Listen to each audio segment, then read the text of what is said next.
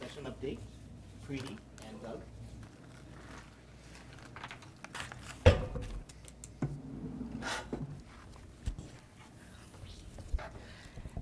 Good evening, council members. Preeti Sridhar here with Doug Levy, here to give a update and very happy presentation on our legislative update and this year's session.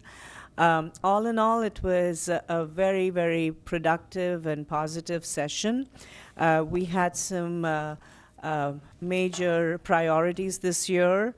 One was, of course, to address our basic public safety critical needs, the basic law enforcement academy, to make sure that we had additional training classes that were funded. We had some critical needs that we addressed for this year's capital budget, even though it was a supplemental capital budget.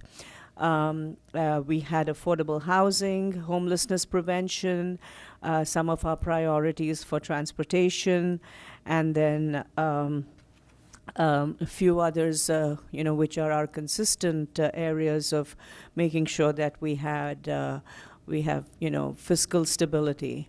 I will turn it over to Doug Levy, who will give us an update, add his usual touch of humor, but most importantly, make this a fast presentation. Thank you, Mr. Council President, council members, I will go through the PowerPoint that Preeti and I worked on, and yes, I understand that I don't want to get between all of you in a photo op at 6:30, so I'll remember that. So just the first slide, I think, is a bit of scene setting for the 2018 session. Gives you a sense of scale on how many bills were passed by the 2018 legislature in a 60-day session compared to a 2017 longer session that ran several special sessions in several months. And remember, the legislature came into 2018 needing to, or at least being urged to meet its McCleary obligations. The state Supreme Court had said that in order to do so, it should really be moving up some of its funding compliance to 2018 rather than wait for 2019. And so, as you can see, the legislature, buoyed by a very, very good economy, spent an additional $1.2 billion, and much of that for salaries, also some of that for special education. So you had, enough revenue coming into the state from the economic upturn to essentially cover the McCleary cost, and then the legislature also did a one-time property tax relief bill, about 30 cents per thousand. Remember, too, that we had a new dynamic with the election that had just occurred in the 45th District, a narrow Democratic majority in the Senate for the first time in several years, paired with what had already been a narrow Democratic majority in the House. So while those were still very closely divided, it's the difference for Democrats in being able to run the floor, have chairs of various committees set the tone. I noted here that some very major bills on gun safety passed. Probably the most prominent of those is a ban on the sale, manufacturing, and use of bump stocks. There was another bill on assault weapons that didn't make it for sales to those under age 21. We may see that come up as an initiative either to the people or the legislature. I think if you are from some of these groups like labor or housing and homelessness prevention, or those advocating for mental or behavioral health investment, you'd probably view 2018 through a pretty positive lens. Remember, these things always have two sides, and those, I think, from the business community and some of the groups that were seeking manufacturing tax relief from a prior year veto probably went away a little less happy. I think for cities overall, before we get into our specific niche, a pretty positive session. A landmark bill on the document recording fee, other bills on housing that were very important, a couple of very significant public safety bills, And always a good thing when you have budgets that preserve revenue, and in our case, even enhance them on the marijuana revenue side. I think another noteworthy thing about the 2018 session I'd like to emphasize is that we had an unusual number of prominent members who either right at the end of session or immediately following session announced that they would not be running. Of course, one of them is House Transportation Chair Judy Cliburn from our area, but you can see the full list there. And some big names, the Senate Majority Leader Sharon Nelson, the House Minority Leader Dan Christensen, the House Finance Chair Christine Litton. So those are some big names, and we'll see some new faces in Olympia as a result. Amazingly, for the first time in several years, the legislature got in and out of Olympia on time. That is the first time in about 7 or 8 years. And then, you know, we often talk about the election season, but I think this 2018, you know, we're hearing all about the midterms at the federal level, but at the state level, we'll have some real critical races to see whether Democrats will be able to hold their majorities in the Senate and the House. That 45th district seat where we saw several $1 million get spent, Senator Monka Dinger, who won that seat, has to go back and run for election for the full term. And then I'd say 44th district in South Snohomish County, 19th and 28th districts along the coast and in Pierce County, respectively. Those are all going to be big battleground legislative districts for 2018 races. You know, going to a very specific place for Renton, I think we can feel very good about the outcome of the session. First of all, you know, you may recall that we left 2017 without a 2-year capital budget, which was historic and not in a good way. But the legislature, in the first 2 weeks of the 2018 session, a deal was cut on the Hearst water rights issue. That really opened the way for getting a 2-year capital budget done. And we had known all along that once a 2-year capital budget got done, we were very likely going to see the Sunset Park project included, and indeed it was, for $3.05 million. So great stuff there, and you know, another step forward in what is obviously a multi-year effort to revitalize the whole Sunset area. And then just an incredible bonus. We had hoped that maybe we could sneak in an application for the Family First Community Center. We had done a gathering of the legislators where the mayor and Doug Baldwin talked about the importance of this facility and what it will mean for kids and what it will mean for Cascade Benson Hill. We had the thought that maybe that one would tide over to 2019. It ended up that the legislature did do a 2018 capital budget, and we had tremendous help from our legislative delegation, I think from several of you, obviously the mayor himself, and as a result, $1.5 million for Family First in the 2018 capital budget, which was a very skinny capital budget, I have to tell you, and at one time some of the members were saying there wouldn't be any earmarks. That was the second biggest earmark in the entire capital budget, so you all should just feel really gratified that what you're doing was noticed and that the legislature earmarked that amount. I mentioned the document recording fee on the affordable housing, homelessness prevention, and mental health side. There were really a few highlights that I'll tick off quickly. The document recording fee bill was House Bill 1570, and that's going to permanently lock into statute a surcharge of $62 on housing transactions. And you can see where the money goes, but I think the big headline there is that within King County, of the $53 million a biennium that will be raised by that bill, almost $15.5 million in King County going to homelessness prevention programs.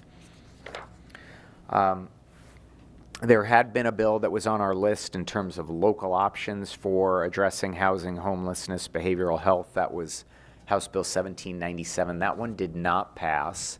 It would have allowed King County to receive councilmanic 1/10 of 1 cent sales tax authority.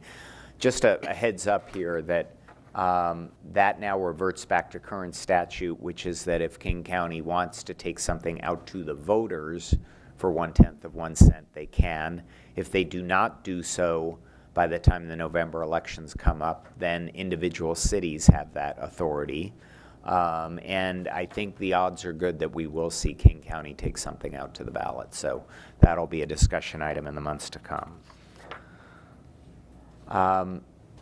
We've traditionally been strong advocates for the Housing Trust Fund. $106.7 million in the 17-19 budget is not the highest allocation in ever, but it certainly is one of the highest allocations ever for that program. One bill that we spent a lot of time advocating that actually died on the Senate floor calendar, I hate to sound morbid, died is just one of our classic Olympia terms. No one was murdered, the bill just didn't pass. But House Bill 2437 didn't quite make it. It was going to provide a state sales tax credit for supportive housing, and it would have allowed counties to utilize a state sales tax credit, so state funded in essence, and bond against it. And I've just displayed the numbers for you for King County. They would have been monumental, but that bill is probably in a wait till next year mode. We already know that Representative Nicole Macri from the 43rd District has taken a keen interest in bringing that one back. And frankly, as I think about that bill, I think about places like the Sunset area. So I think we have more discussions to get into on what a bill like that should look like in 2019. Another important bill the legislature passed in this space, where I can tell you your police chief has already started doing some organizing.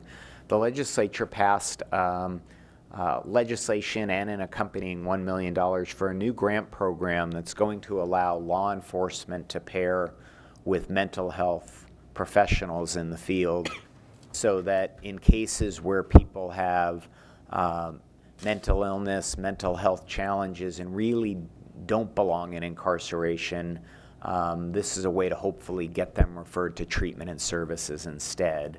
The legislation specifies that at least 8 grants will be awarded, and I think the chief is organizing a group of South King County jurisdictions to possibly make a run for that. And then in the next slide, we give you just for sense of scale the amount of investment in the operating and capital budgets combined. That's everything. That's state institutions, community mental health, operating capital, but over $250 million investment in mental and behavioral health. So that's pretty significant. Then on the fiscal side, we've had on our agenda that we would strongly support modifying the 1% limitation on cities and counties for property taxes.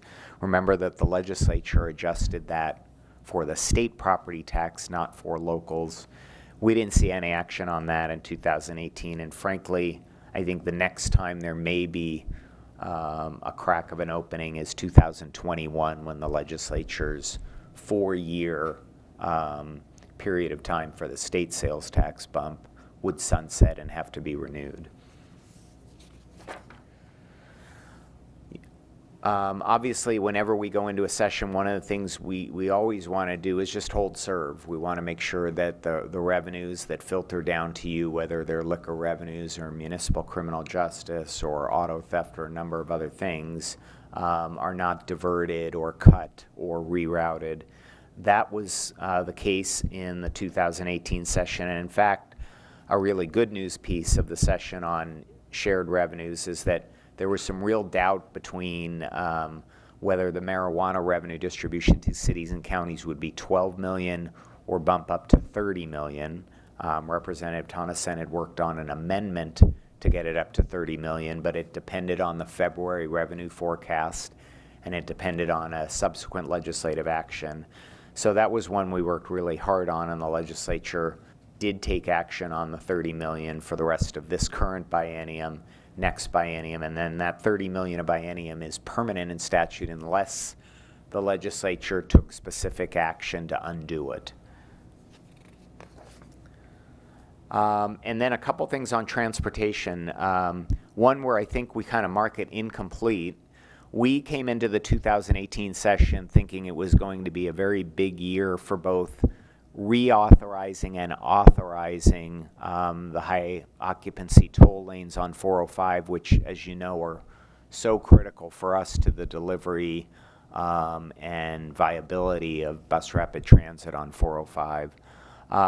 The legislature had a different idea. They decided, the leadership in the transportation committees, that in an election year like 2018, they were not going to go and get into a spirited debate about 405 toll lanes.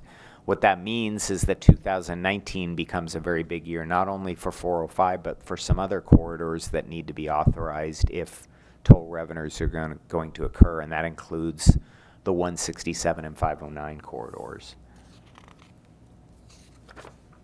And then, you know, a really nice icing on the cake, we had talked to our area legislators before the session about the Bronson Way Bridge. As you guys may recall, with the SR 900 turnback agreement and your work to get that back as a local segment within the downtown area, one of the surprises we got from the state is they said, yes, we'll give you SR 900, but you also need to take the Bronson Way Bridge, which is in dire need of a seismic upgrade and painting, and that added up to about $3 million. And we talked to legislators about whether we could get $3 million in a supplemental budget.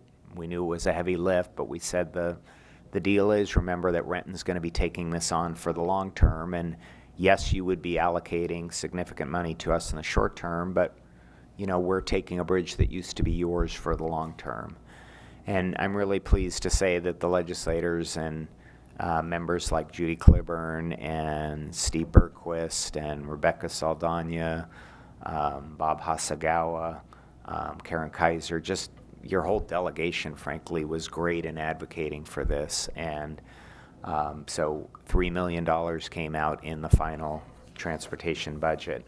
And I guess, just as I mentioned, some of these legislators, you know, it's great that we did these things. I think a lot of it is due to the hard work of the mayor and council in shaping an agenda and sort of isolating some things that are critical to you. But remember, this stuff doesn't happen without legislators putting themselves on the line. And you're really blessed with a delegation that cares about what you bring to them. And that's a tribute to you and a tribute to them.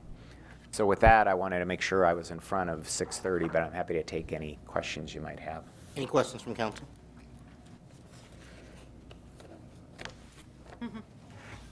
We got a couple minutes. You have a question? Do you think we'll ever, for the training academy, get them to get a dedicated funding, you know, like off of the traffic tickets like it was supposed to be? Would they consider that? I mean, it just, to me, it seems a no-brainer. Yeah, Councilmember Person, it's been a difficult slog. The sheriffs and police chiefs asked for that bill. Representative Roger Goodman prepared that bill. Frankly, the way the legislature works on these things, they now view it as a hit on the general fund.